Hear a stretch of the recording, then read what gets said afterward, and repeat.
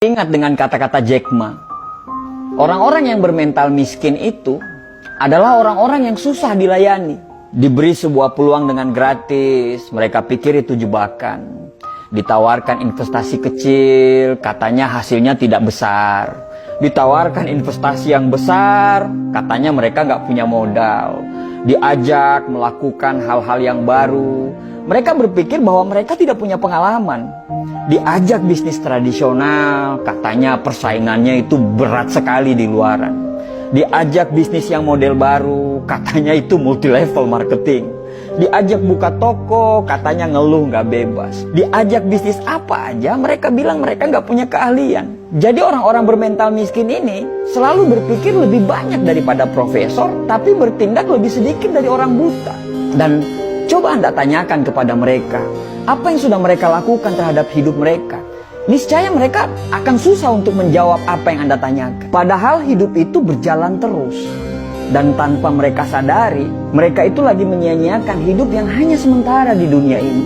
Apa yang terjadi dengan kita sekarang? Karena tindakan dan pemikiran kita di masa yang lalu, di tahun-tahun lalu. Kalau sekarang kita hidupnya biasa-biasa saja, tidak ada perkembangan dan cenderung hidup kita itu malah menurun, bisa dipastikan tahun-tahun yang lalu itu kita nggak ngapa-ngapain sama sekali. Nah, kalau kita nggak ngapa-ngapain, terus kita pertahankan nggak ngapa-ngapain kita itu sekarang, bisa dipastikan masa depan kita atau tahun-tahun yang akan datang kita akan sama aja seperti sekarang.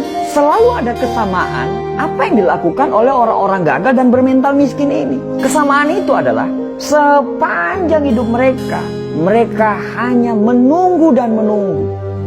Andai saya punya uang, saya akan bla bla bla. Andai saya jadi pimpinan, saya akan ini, saya akan itu. Andai kata, jikalau, meskipun, dan akan tetapi, selalu jadi kata-kata manis yang secara tindakan itu omong kosong. Ada sebuah konsep yang bagus untuk kita bisa jadikan pegangan. Kalau kita mau hidup kita sulit ke depannya, maka sekarang ambillah pilihan-pilihan yang gampang. Nonton Netflix berseri-seri, scroll TikTok berjam-jam, nongkrong dengan teman-teman, bangun kapanpun kita mau, dan lakukan apapun yang kamu suka. Itu adalah tindakan yang sangat gampang. Tapi konsekuensinya adalah masa depan yang sulit. Atau kita mau mengambil pilihan yang kedua, yaitu kalau mau kehidupan ke depan kita gampang, maka sekarang kamu harus mengambil pilihan-pilihan yang sulit. Bikin rencana hidup, disiplin terhadap waktu, belajar hal-hal yang baru tanpa melupakan untuk mempertajam ilmu-ilmu yang lama, berteman dengan orang-orang yang mau diajak bertumbuh. Dan itu semua adalah pilihan-pilihan yang sulit. Tapi dengan pilihan-pilihan tersebut, insya Allah hidup ke depan kita itu akan jadi gampang.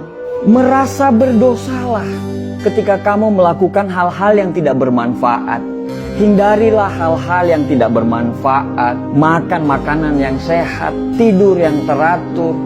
Ya susah memang, tapi insya Allah hal-hal yang sulit yang kamu jalani itu akan membuat hidupmu gampang ke depannya. Dan gampang di masa-masa yang akan datang. Setiap tindakan selalu siaplah dengan konsekuensinya. Mau gampang sekarang, sulit ke depannya, atau mau sulit sekarang, gampang ke depannya. Itu semua pilihan hidup. Dan dari semua pilihan itu tidak ada yang salah. Tapi bersiaplah dengan konsekuensinya. Susah memang dibedakan mana orang yang serius mau berubah dan orang yang cuman ngomongnya doang yang besar.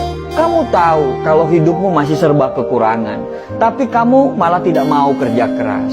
Kamu tahu kalau sukses itu butuh perjuangan dan kegagalan, tapi kerjamu hanya mengeluh dan banyak protes. Kamu tahu kalau kamu kurang, tapi justru kamu bangga dengan kekuranganmu itu.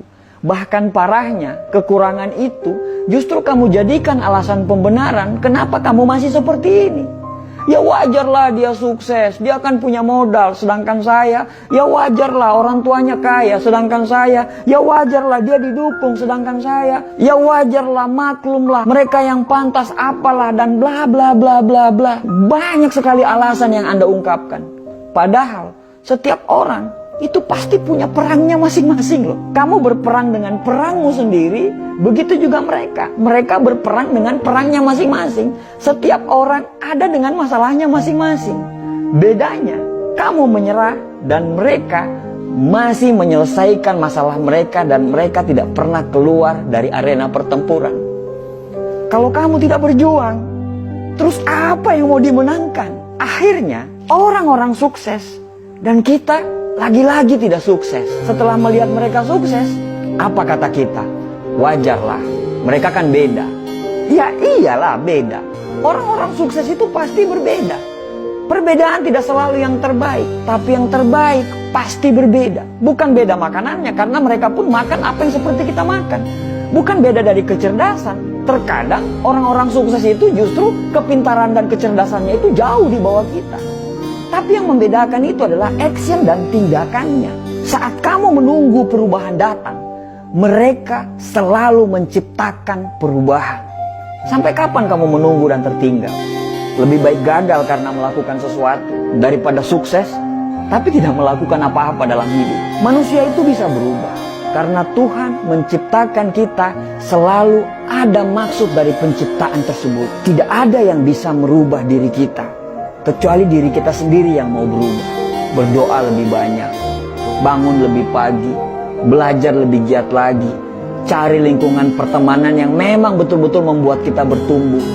Selalu positif tiap hari dan jangan banyak mengeluh. Pelajari semua pola-pola kenapa orang bisa sukses. Karena sukses itu berpola, gagal pun berpola. Ya terserah kamu mau ngomong apa. Mau ngomong kita kebanyakan bacot lah atau apapun itu. Tapi setidaknya kami sudah mengingatkan. Tugas kami itu hanya mengingatkan. Sesungguhnya kamu tidak akan dapat memberi hidayah kepada orang yang kamu kasihi. Tapi Allah memberi hidayah kepada orang yang dikehendaki. Orang positif selalu saling mendoakan.